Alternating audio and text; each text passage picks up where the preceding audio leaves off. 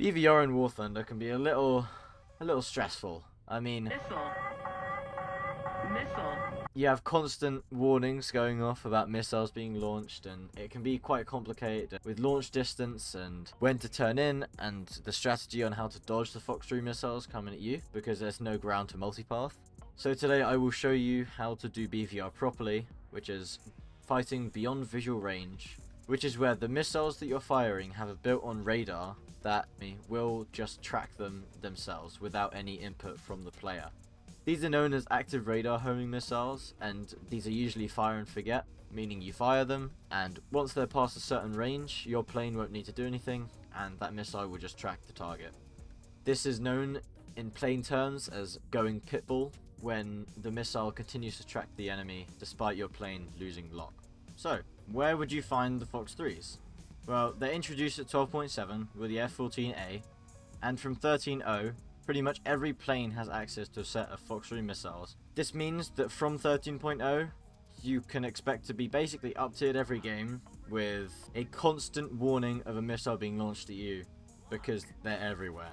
Especially with the new Su-30 and F-18C, which have 14 and 12 missiles respectively. Meaning that if the lobby is full of those things, there's going to be a lot of missiles being flung about. So in this first instance, I have just fired off my missiles, and I'm getting a launch warning on my RWR on the left side. So I dropped some chaff and I turned the opposite way. Now this is called going cold, and it's used to basically bleed out all of the energy of the missile, and I will start to make another turn here, use up even more energy of the missile itself. And as you can see, I do one big loop to make the missile travel as far as possible while not completely eliminating myself from the battle. So I turn back in, and I'm pretty much safe now because the missile has lost all its energy, and I can turn back in to try and find some new enemies to fire my remaining missiles at.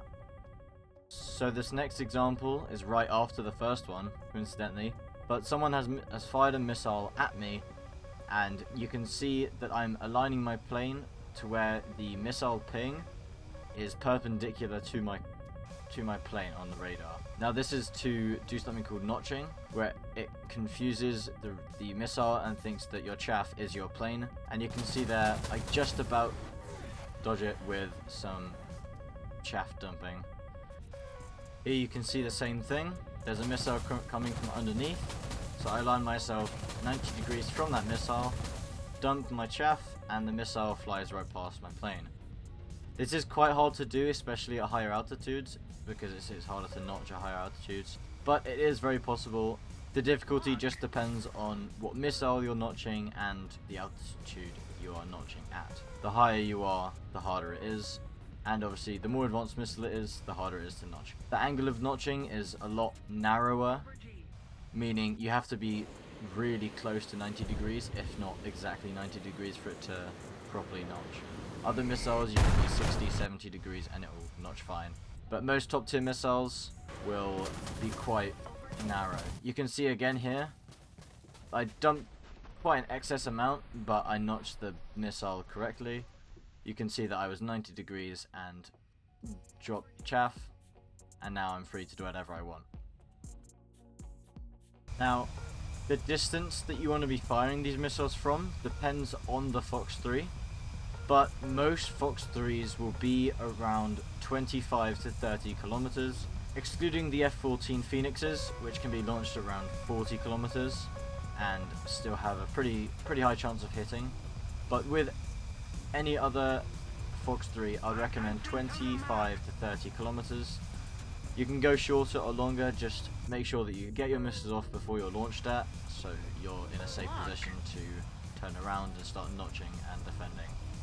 These missiles should also be fired at a fast speed, but if you fly correctly and you go up in a straight line to around 8,000 to 10,000 meters, you should be at around Mach 1.3 to Mach 1.7 depending on what plane you're in. There are some planes that I would highly recommend not playing BVR in. Mainly is the Su-30 and the F-18, which are the new planes, which I know people are going to play them because they're fun or whatever, but recommend to stick to the ground and don't do BVR in those. But to show you what a game should look like, I will put an entire BVR encounter here so you can watch it and see what I do to stay alive and complete the mission. So I do want to mention that the radar mode is very important for BVR. You want to cycle through your radar options until you come across TWS, and then you have a steady climb with all of your missiles prepped and maybe a fuel tank if you're on a really big map. Now you cycle through the enemies once you have the soft lock with the tracking while scan radar, which is TWS. If you search up radar here, this select radar IRST target to lock. This cycles through all of the targets in your radar range. The change radar IRST scope scale changes the distance that your radar will lock from, and change radar IRST mode changes the mode which you use to get to TWS, and this is unimportant for BVR because it is within visual range combat. So those are the 3 keybinds you need for BVR, but I would also recommend binding the within visual range combat as it's very useful.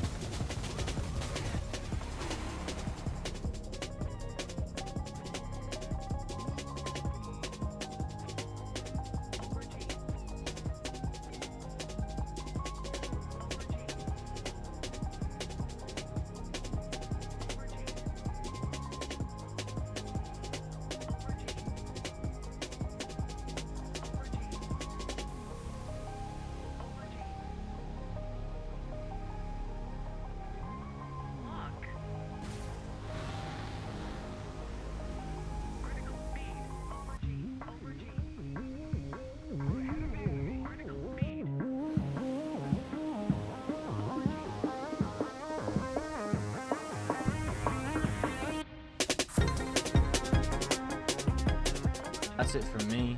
I hope you found this useful, and I'll see you next time.